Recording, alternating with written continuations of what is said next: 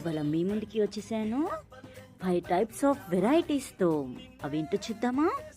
ఇదిగోండి, ఇది పప్పు చిక్కుడుకాయ, ఇదిగోండి తోటకూర, ఇదిగోండి అందరికి ఫేవరెట్ అయిన గోంగూర పచ్చడి, ఇంకివేమో కాకరకాయ.